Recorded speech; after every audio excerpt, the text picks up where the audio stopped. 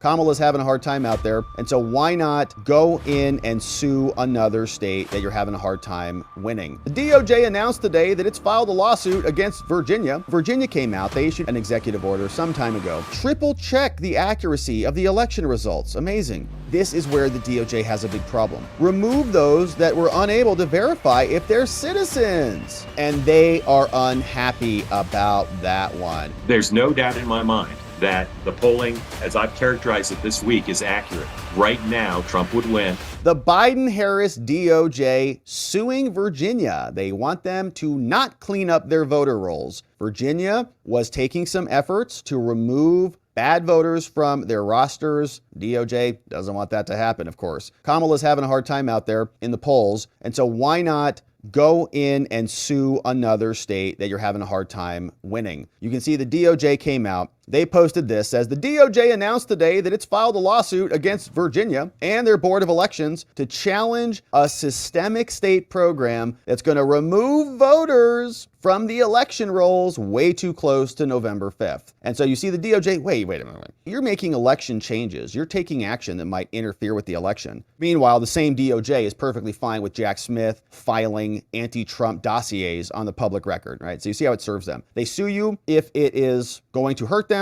and they will prosecute you if it will help them. That's our Department of Justice. So Virginia came out. They issued an executive order some time ago, and it looked like this. This is the subject of the suit. They say, in Virginia, we've established a comprehensive approach to improving our election security. And so we've done a bunch of things here. What we want to do, we did an audit in Virginia and our list maintenance, and we've got good results. And so here's the directive. I hereby direct all relevant secretaries and agencies to do the following. With ballot security, make sure there's a documented chain of custody for paper ballots, right? Make sure ballots are tracked. In precincts, make sure ballots are reconciled, and so on. Triple check the accuracy of the election results. Amazing. Counting machine testing and certification. Virginia doesn't use voting machines, okay? Just paper ballot counting machines. All right, no ballot machines are connected to the internet, obviously. So that's good. Now, this is where the DOJ has a big problem. Remove voters who have moved in accordance with federal and state law. Remove deceased voters. Remove ineligible voters, including felons and mentally incapacitated. Remove those that were unable to verify if they're citizens. And they are unhappy about that one. And so here's what the DOJ said. They came back out and they said,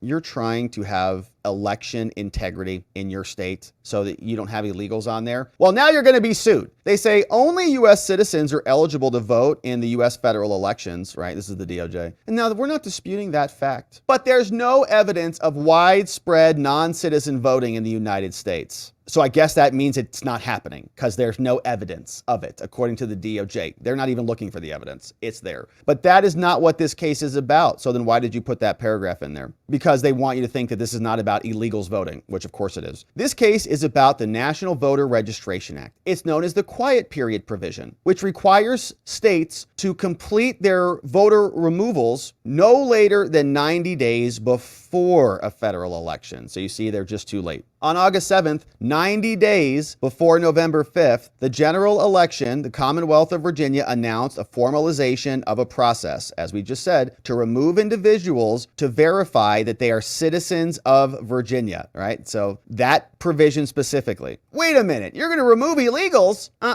In this action, the United States alleges that the implementation of the program violates the quiet period provision. Now, the period embodies Congress's clear judgment that states should not remove names of voters in the final days before an election. A good reason for this is that voters may be deterred from voting and they may be unable to participate that they would have but for the Commonwealth's error. Well, they shouldn't be participating. That's the point. They may be deterred from voting. That's the point. Hello. They're not supposed to be voting. That's the entire reason they made this. Now, the Commonwealth's unlawful actions here have likely confused, deterred, and removed U.S. citizens who are eligible to vote. Likely? With what evidence do you have? They say there's no evidence of illegals voting. We say there's no evidence of that. The very scenario that Congress tried to prevent when it enacted this. And so they're suing Virginia. Susan Beals is there in Virginia. They say the NVRA establishes requirements for how we do voter registration. There's a quiet period provision. It does not preclude the removal of names from an official list of voters if it's criminal convictions or mental incapacity. It also does not preclude voter registration records, but it does apply to citizenship, right? So if you're trying to clean up the citizenship roll, it strikes a careful balance. It permits systematic removal at any time except for 90 days at the time of registration. So now Virginia, they issued the executive order. It formalized the program, and they announced 6,300 people have been removed from the rolls like they've done before. They've got daily updates. The daily update is also going to identify non-citizens who need to be removed. Virginia DMV sends the Department of Elections a list of purported non-citizens. Then they match them. The program does not require them to take steps to confirm an individual. And so local registrars do not have any discretion under the program to decline to send a notice of intent to cancel, even when the registrar has reason to believe the person is a citizen. So there might be some overlap, right? Some people who are citizens might get caught up in this, and then maybe they won't know. If they fail to respond because they get a notice, then they might be automatically removed. And so some people might get a notice, hey, we can't confirm that you're a citizen, are you? And in 14 days, if they don't respond in 14 days, then they might not be on there. And so then they might show up and not know that they got booted off the thing and they're actually citizens. They just didn't get the notice. And so some of those people will be disenfranchised. And so that is a violation of their right to vote. And so you have to fix this. The Virginia governor issued this exactly 90 days, which I think is good. As long as he initiated it, right? All efforts carried out by the program would therefore occur, right? So he ordered it, but the actions would not be done. Now he'll turn around and say, well, it's just the order. It's not the actions. And so I ordered it within the 90 days. And so I'm good. Any voter registration cancellations, therefore, have occurred in the quiet period. And so they say that applies to that region. And now they're continuing to send people who are non-citizens, and they're sending out cancellation notices. And so on September 19th, they're confirming the removals of these people who shouldn't be voting. And at the Loudoun County board meeting, the registrar said, yep, she gets updates as well. So Loudoun County also removed 90 individuals. 62 removed here from that county from those months, 62. And so they're removing people from the roll, and it's impacting other people. In Prince William County, at least 43 of the 162 using their methodology were likely U.S. citizens, they said. You can see that here. Now, at least some of the voters removed from the rolls have re-registered. Registration to vote in Georgia requires a voter attest that they're citizens. And so the program identifies U.S. citizens as non-citizens based on the above described methodology. At least some of those citizens are removed because they do not respond, right? We don't know if you're a citizen. Please respond or else you're not voting. They don't respond, and they say, well, that's the problem. They might still be citizens. So it's probably a tiny number. Like, this is a tiny number, but it's like, this is the complexities of the law. The United States realleges and incorporates all of this. And so here's what we're asking for. Say that Georgia has violated the NVRA, stop them from trying to remove these people, halt the use of the program until after the election, restore those voters who were removed. So put them back on and require them to provide remedial mailing. Say, sorry, we shouldn't have done this. You're back on the rolls. You may vote this election. Saying, advise them, if you're a U.S. citizen, that their identification by the program does not say that they're ineligible. Advise anyone else that they remain